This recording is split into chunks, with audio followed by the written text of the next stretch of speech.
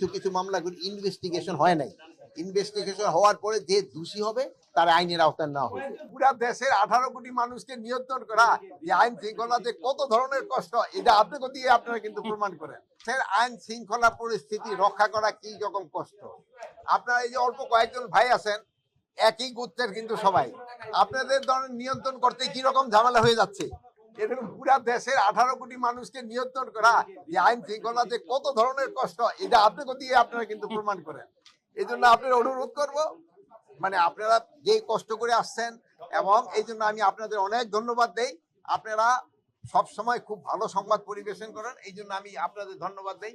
আমি আপনাদের এবং আপনাদের পরিবারের সবাই আমার ঈদের শুভেচ্ছা। আমার কাছে আমার প্রত্যাশা এই পর্যন্ত পূরণ হয়েছে, এই জন্য আমি এরকম কোনো বড় ধরনের কোনো রিপোর্ট আমি পাই নাই। হ্যাঁ, রাস্তাঘাটে তো দুই একটা অ্যাক্সিডেন্ট হয়েছে, এটা তো আমি না করব না, কিন্তু ওই ধরনের কোনো বড় ধরনের কোনো ঘটনা ঘটে, দুই একটা ছোটখাটো চুরি চেষ্টামি এইগুলি তো হচ্ছে, এটা না, বাট বড় ধরনের। এই জন্য আমি মোটামুটি ভাবে খুশি, যেমন আপনারাও খুশি, আমিও খুশি। এখন লোক শোনা আপনারা বলছেন যে অনেক মামলাগুলি আছে, যে কিছু কিছু মামলাগুলি ইনভেস্টিগেশন হয় নাই। ইনভেস্টিগেশন হওয়ার পরে যে দোষী হবে তার আইনের আওতায় নেওয়া হবে। আপনারাই কিন্তু সবসময় বলছেন নির্দোষীরা যেন কোনো অবস্থায় সাজা না পায়, এই জন্য আমাদের ইনভেস্টিগেশনটা করতে দেন।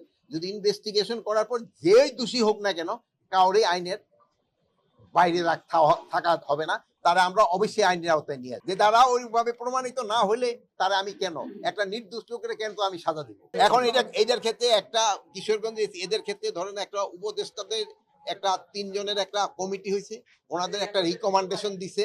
ওই রিকমেন্ডেশনটা পাওয়ার পরে ওনাদের যদি দোষী হয় ওনাদের ব্যবস্থা নেওয়া হবে, যদি দোষী না হয় ওনাদের আবার যার যার জায়গায় ফেরত আসবে।